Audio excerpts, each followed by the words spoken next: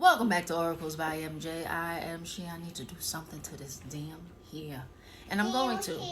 But I felt the need to record and post, and then I'll get to that. But how are we doing? How are we doing?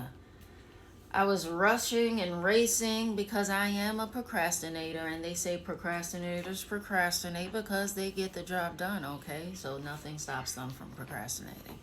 So I finished my last course at Normal Psychology with a B minus. Hopefully when I check after these last two assignments submitted, it bumped up to a B plus, but I'm in that B.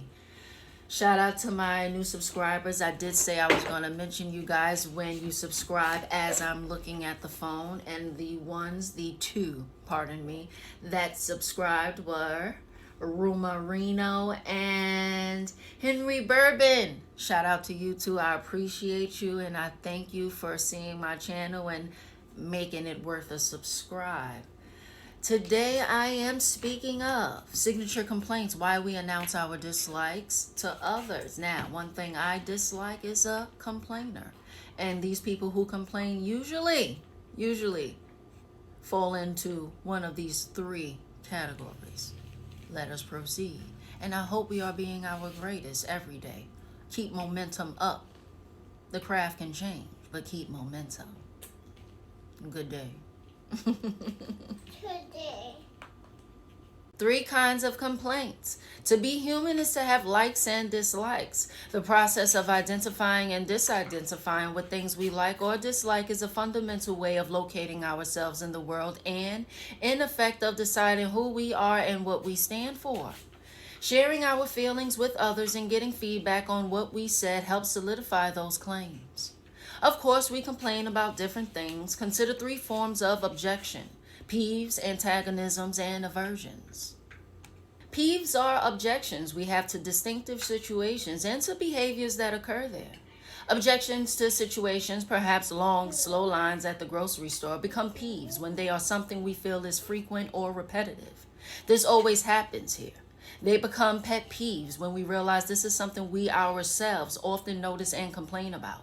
As we pamper a pet, we nurture our feelings of resentment and look for chances to express them.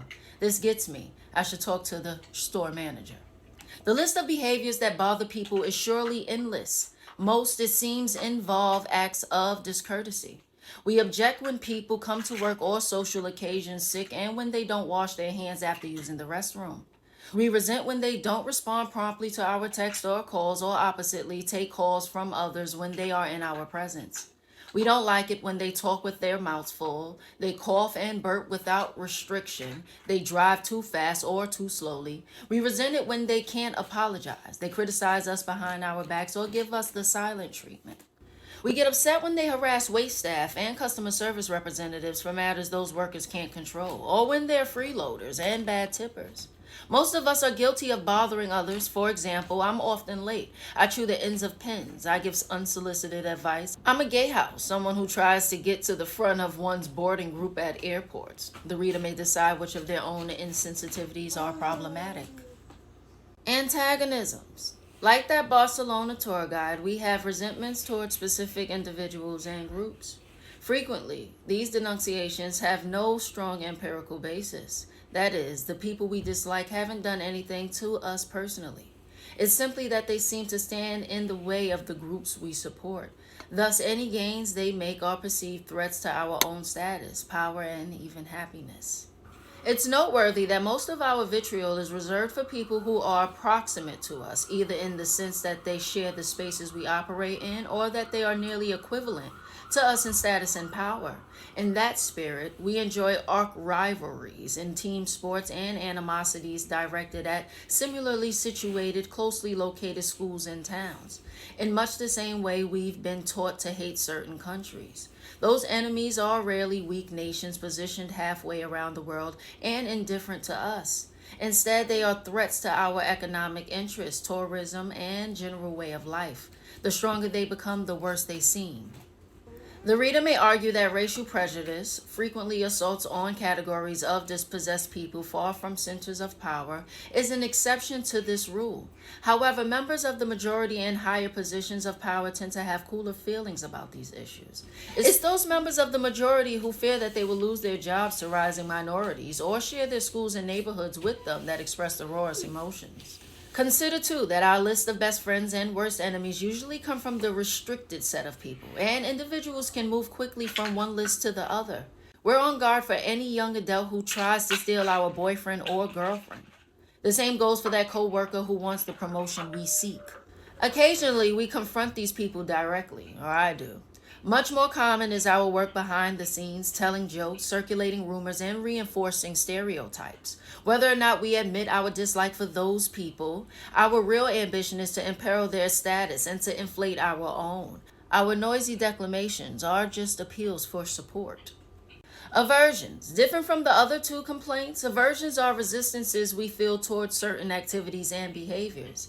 In extreme cases, those feelings are fears.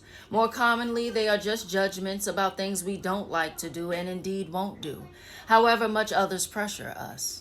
Fundamental to psychology is the idea that individuals have dispositions or preferences. We like one thing or one category of a thing more than another. We don't object to the existence of that negatively valued thing. We don't see it as a direct threat to us. We may even be able to operate in situations where it exists. However, we ourselves don't want to get too close to it or participate in behavior with it, and we don't mind expressing our objections to others. Once again, the list of things people shun is endless. Food dislikes are a good example. While there are good reasons not to eat certain foods, such as specific allergies, enzyme deficiencies, and moral convictions, many of the people I know simply will not eat specific foods. Mushrooms, hard-cooked eggs, mayonnaise, celery, cheese, peas, and olives are among the offenders. One friend shuns carbohydrates. Hosts and restaurants must work around the requirements. To be sure, all of us have preferences, but we must decide how volatile to be in our denunciations of things we don't like.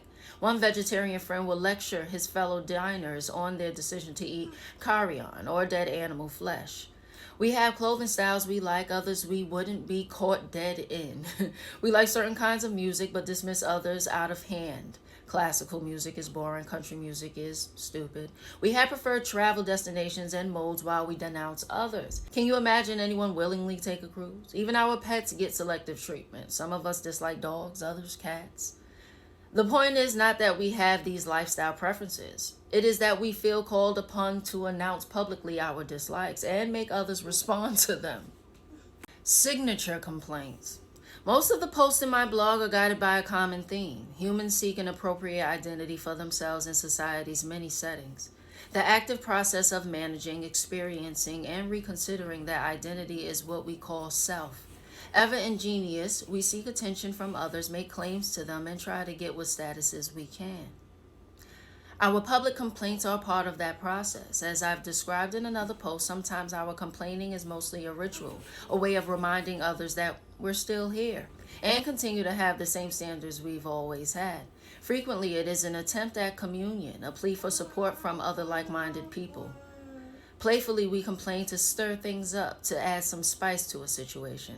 More consequentially, we complain in hopes of changing things, perhaps ridding the world forever of cats, green olives, and cruise ships.